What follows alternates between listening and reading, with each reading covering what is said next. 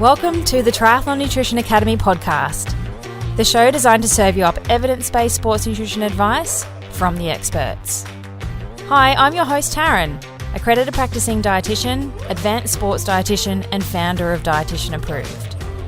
Listen as I break down the latest evidence to give you practical, easy to digest strategies to train hard, recover faster, and perform at your best. You have so much potential, and I want to help you unlock that with the power of nutrition. Let's get into it.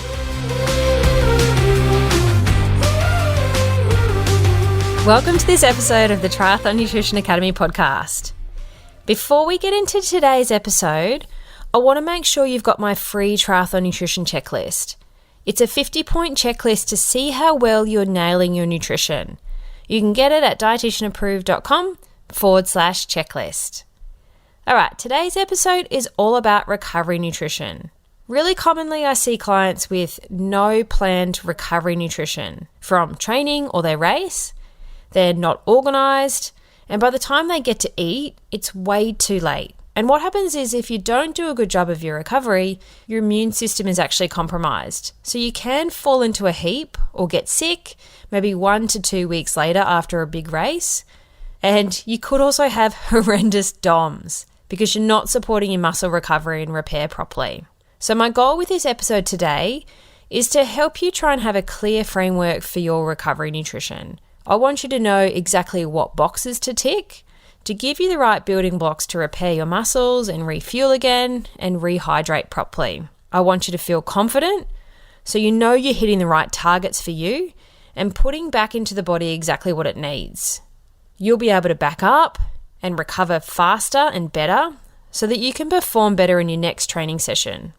You'll have less, hopefully, muscle soreness and fatigue and try and avoid those really horrendous DOMs.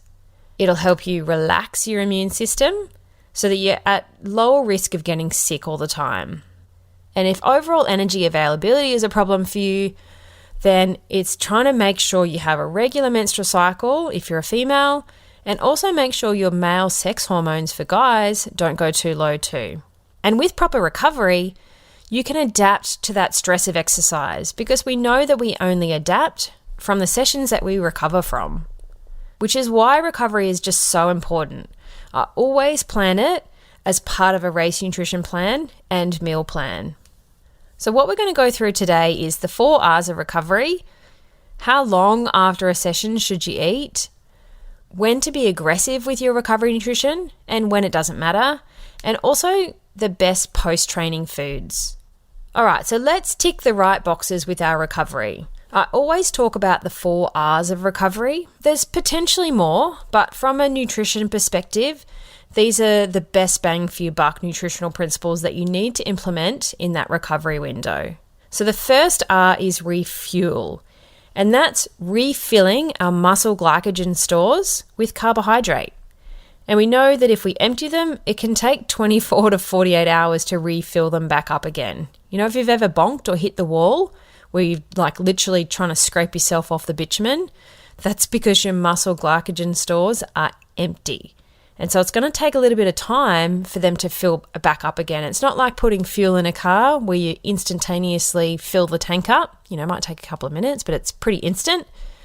Filling up your muscle glycogen fuel tank does take time. If you listen to a previous episode, you'll know that the higher the intensity and the duration of the session, we use more muscle glycogen. So you want to probably eat more carbohydrate for recovery after those big, longer, high-intensity sessions. Some good news for coffee drinkers. We know that caffeine promotes glycogen storage. Do I need to say that again? So having a coffee after exercise is actually a good thing. So big thumbs up for that post-ride coffee, as long as you're ticking off the other boxes for recovery as well. But caffeine does help with glycogen restorage. So in that recovery window, we want to make sure we've got the right amount of carbohydrate for you to refill our fuel tank so we can back up and go again. The second R is repair. And here we want to make sure we put the amino acid building blocks or protein back in to help with muscle damage and repair. But also all of our hormones and enzymes are made up of amino acids. So it's really important for the whole recovery process that this happens. We want to aim for around 20 to 30 grams of high biological value protein. So that's our animal sources of protein. They are absorbed the best. But you might need a bit more, say like 40 grams if you're a masters athlete or you're relying on plant-based protein sources, because they don't have the full range of amino acids like our animal sources do. So you might need a bit more to absorb them, and also combining different foods so that we get the complete range of amino acids that we need. Number 3 is rehydrate. So most people kind of do this anyway, but we want to put fluid, plus or minus electrolytes back in to replace our sweat losses that we've just lost in that session. And the amount you rehydrate with obviously depends on your sweat losses. It's highly individual. So having an understanding of your hydration and sweat needs is really important. Water is fine. You don't need anything fancy. You don't need to be sucking back those electrolyte tablets all the time to rehydrate. If you're just drinking water with meals, there's naturally electrolytes in food, and so that can assist with fluid retention if you're dripping it in with your recovery meal, and also in the next sort of 2 to 6 hours after exercise, depending on what your sweat needs are. There's a bit of research in beer as rehydration and milk and other types of fluids to see which hydrates the best. And we might actually get Dr. Ben Desborough on the show to talk about his research in beer, which is pretty cool. But milk has been shown to be more effective than sports drink with rehydration. But also, if we're drinking liquids with food, then that's going to do a good job of your rehydration anyway, without needing anything fancy. Now, the 4th R is revitalize, and this is the one that no one gets. And by revitalize, I mean putting vitamins and minerals in the system as well, because a lot of these are the precursors for your recovery pathways. But most people go for things like a piece of toast with egg, right? So you're getting your carbs from the toast, you're getting your protein from the egg, and then that's it.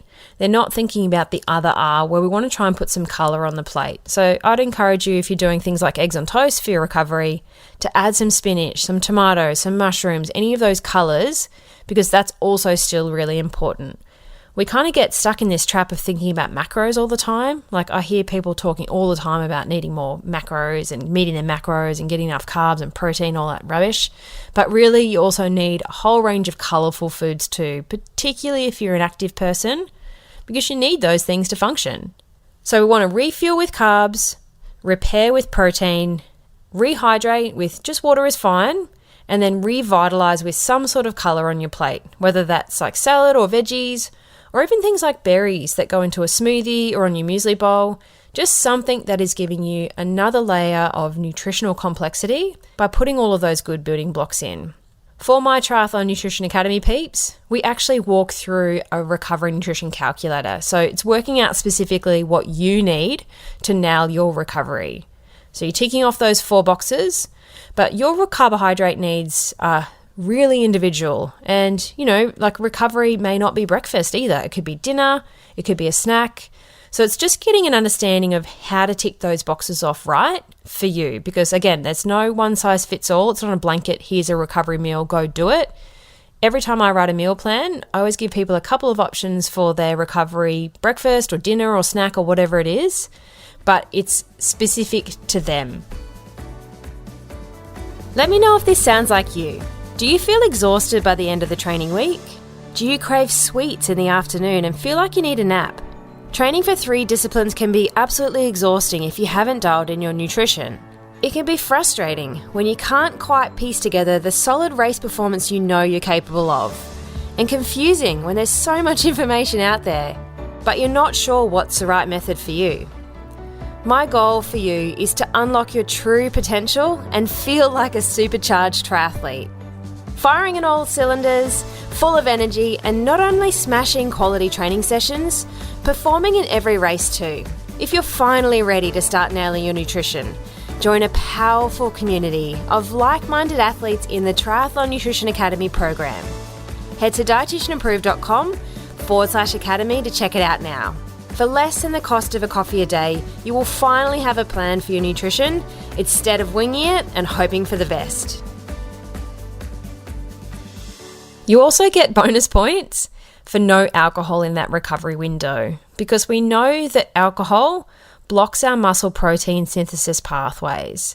So if you're going to the pub after you've finished a race, or if you like to have a drink in the evenings most nights, just think about that. I'm not here to say don't ever drink, but maybe time your alcohol so that it's away from really big, hard training sessions, and do a really good job of your recovery first. So tick off those 4 R's first before getting wild at the pub or the bar. One of my clients is a mountain biker and her husband is a winemaker. So alcohol, like wine, is always in their house, and it's her job as the supportive partner to taste it. But for her, as a long endurance mountain biker, what we did is we talked about alcohol timing. So she drinks strategically.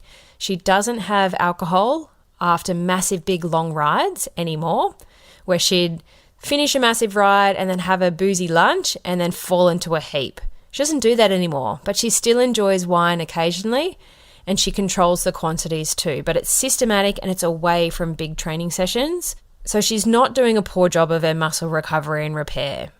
Another good question I get asked is, how long after a session should you eat? And with most things, my answer is it depends.